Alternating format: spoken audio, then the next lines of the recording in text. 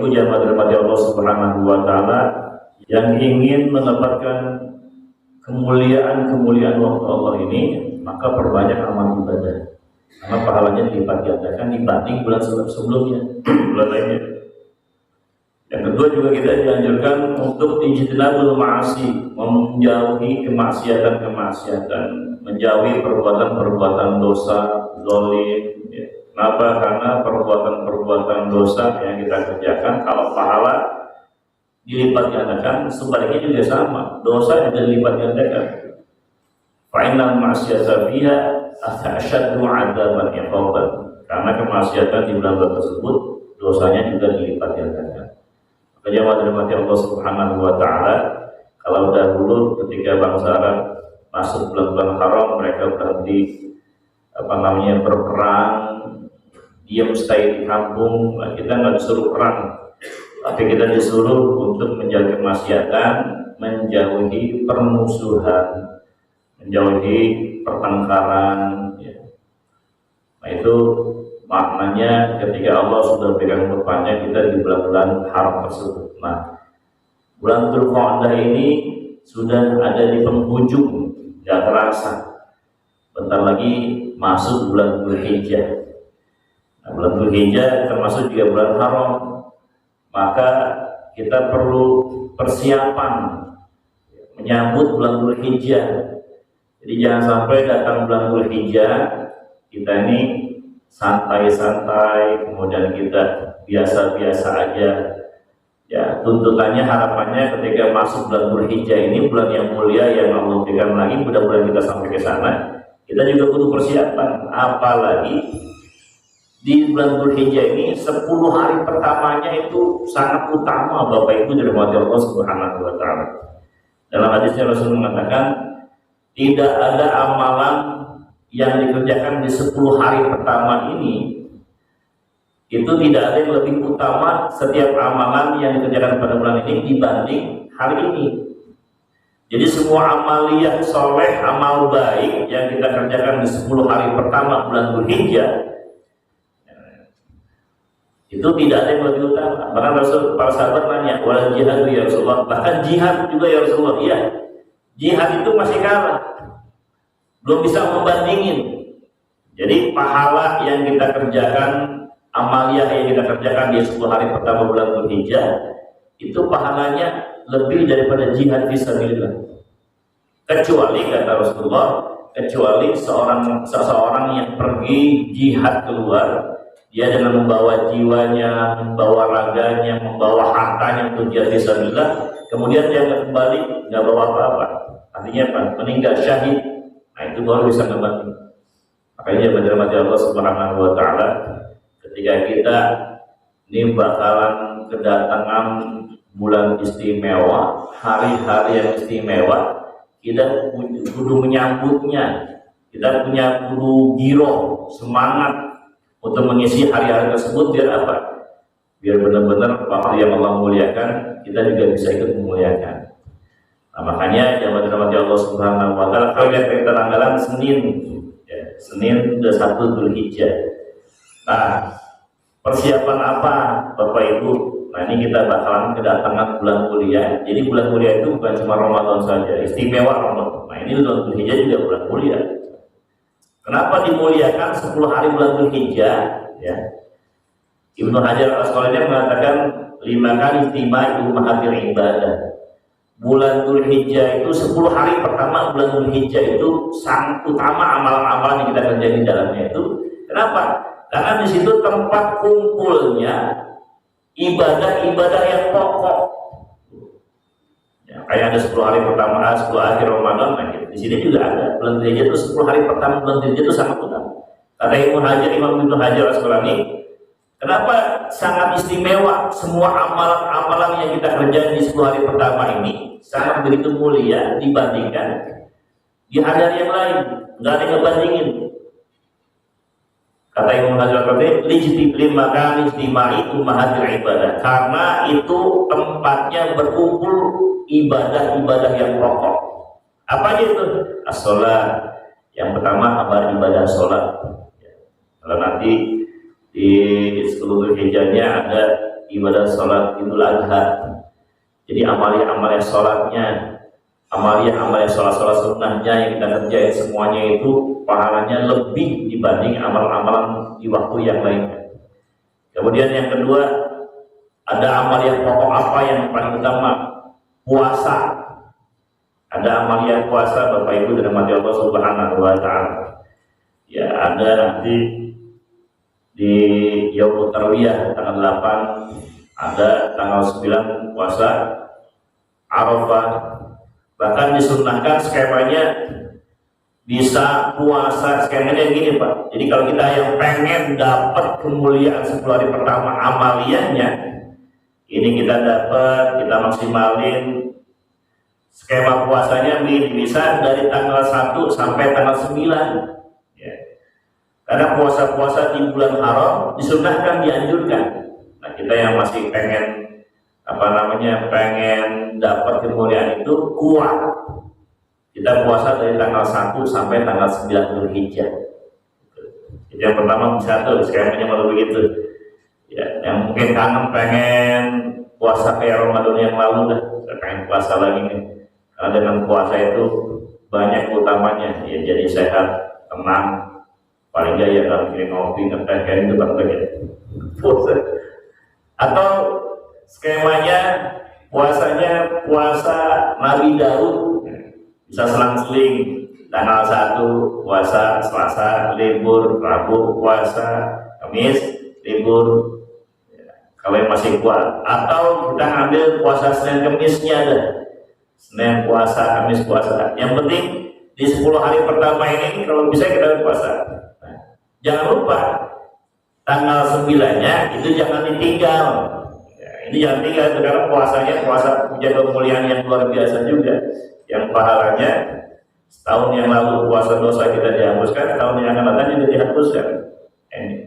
Nah ini kita dianjurkan ya, mudah-mudahan kalau saya ingat betul almarhum nenek istri saya itu setiap tanggal Dzulhijjah dari tanggal 1 sampai tanggal 9, nah itu beliau itu puasa.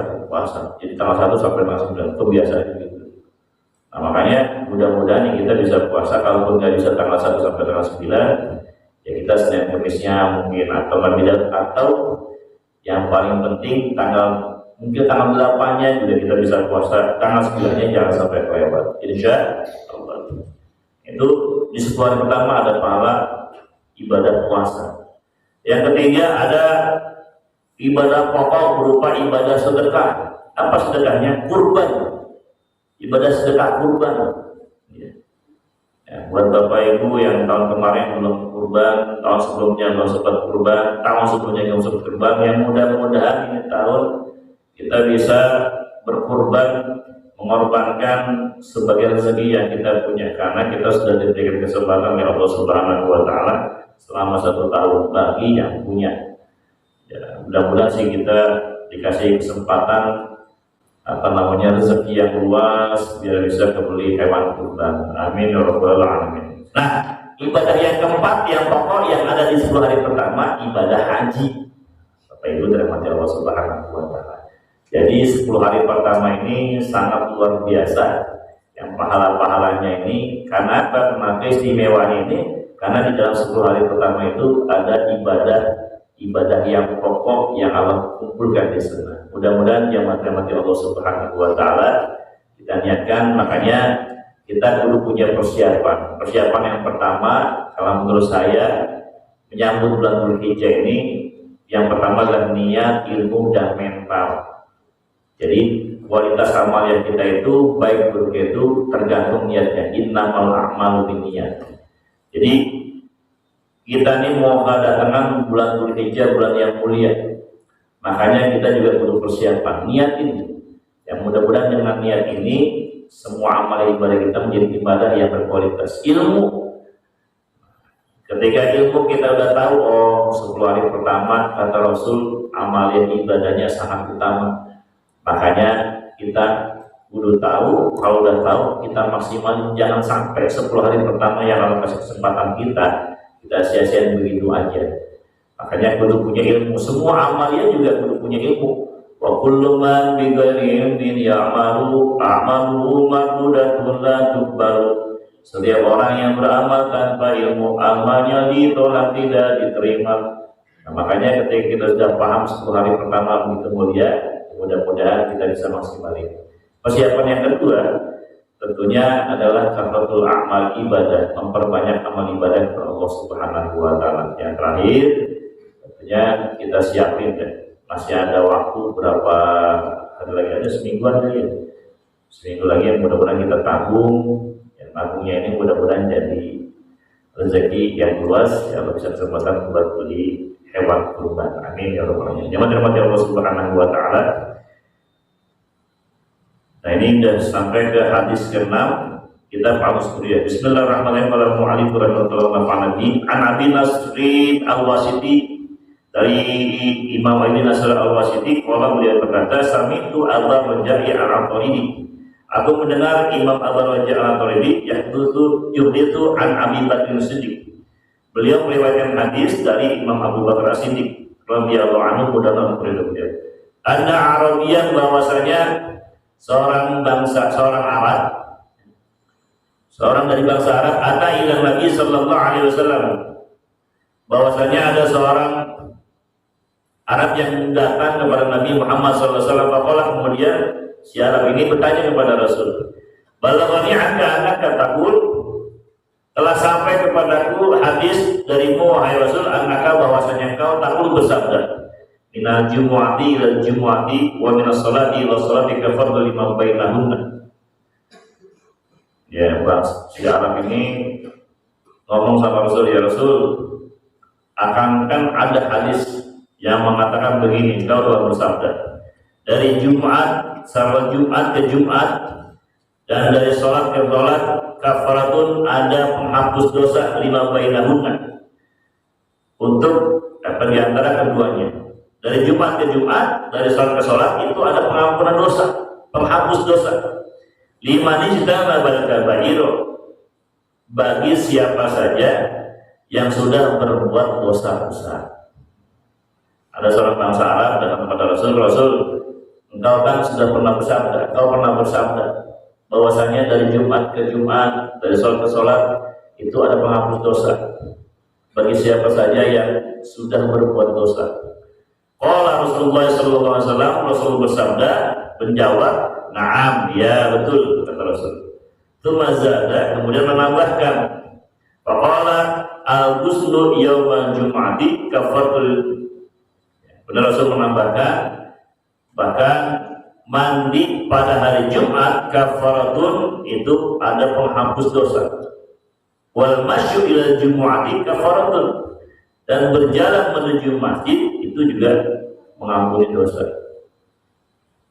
Wa kullu qadamin minha, dan setiap langkah minha, daripada berjalan menuju sholat Jumat, ka'amal ishrina sanatan, seperti amalan yang sebanding dengan ibadah amalan 20 tahun. Fa idza faragha minal jumu'ati, maka jika selesai dari salat Jumat, ujiza bi amri mi'atai sanatan, maka apabila sudah selesai dari salat Jumat, dia diganjar dengan amalan seperti 200 tahun. Rawal hadithul Abu Rawahu hadal hadits Abu Bakar Siddiq radhiyallahu anhu. Nah, ini menjelaskan tentang keutamaan sholat Jumat, tentang keutamaan berjalan menuju masjid, jamaah dirahmati Allah Subhanahu wa taala. Jadi antara sholat Jumat satu dengan sholat Jumat yang lain itu ada menghapus dosa-dosa kita.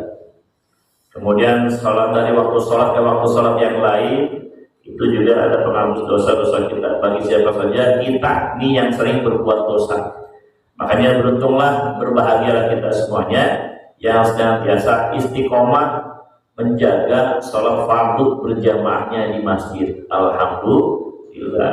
Karena dalam riwayat yang lain, dalam hadis yang lain, Rasul menyatakan, ala adullukum ala ma yaqulu bil khairiyah, ama ala ma yaqulu bil khairiyah wa yarfa'u darajat. Wahai para sahabat, mau nggak saya kasih amalan amalan ini kalau dikerjain dapat menghapuskan dosa-dosa kita dan mengangkat derajat kita. Bala ya Rasulullah, mau ya Rasulullah. Amalannya salah satunya adalah al-masyu ilal masjid, banyak berjalan menuju masjid. Kenapa? Karena setiap langkah kita menuju masjid akan menjadi penghapus dosa-dosa kita. Langkah kita menuju masjid akan mengangkat derajat kita di hadapan Allah Subhanahu wa taala. Amin ya rabbal alamin. Tinggal kita mau apa enggak. Makanya mudah-mudahan kita semuanya, khususnya di bulan-bulan haram ini sholat-sholat jamaah di masjid bisa kita rawat, terutama ibadah sholat subuhnya, insya Allah. Makanya Pak, orang-orang, Rasul pernah bilang itu orang yang sholat berjamaah di masjid 5 waktu itu seperti orang yang punya rumah di depannya ada kolam renangnya bersih tiap pagi ya. Jadi tiap hari mandi. Kalau umpamanya kata Rasul, kalau orang mandi di kolam yang airnya bersih 5 kali, kira-kira badannya bersih apa enggak Pak?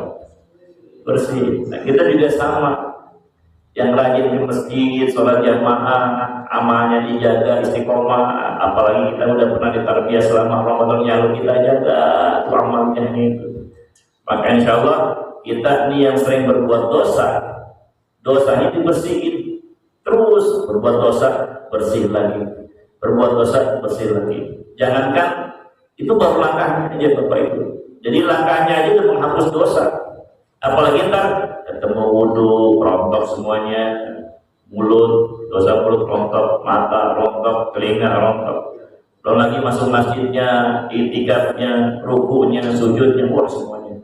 Jadi benar-benar kita ini yang menjaga sholatnya, apalagi berjamaah di masjid, apalagi tepat waktunya, insya Allah dosanya selalu dibersihkan, insya Allah, lahir dan batin. Amin ya rabbal alamin. Inilah Bapak Ibu dirahmati Allah Subhanahu wa taala, yang mudah-mudahan kita bisa istiqomahkan, wabil khusus di bulan-bulan haram ini, sehingga amal yang kita kerjain pahalanya dilipat gandakan di waktu yang lainnya. Amin ya rabbal alamin. Ini saja barangkali bisa saya sampaikan.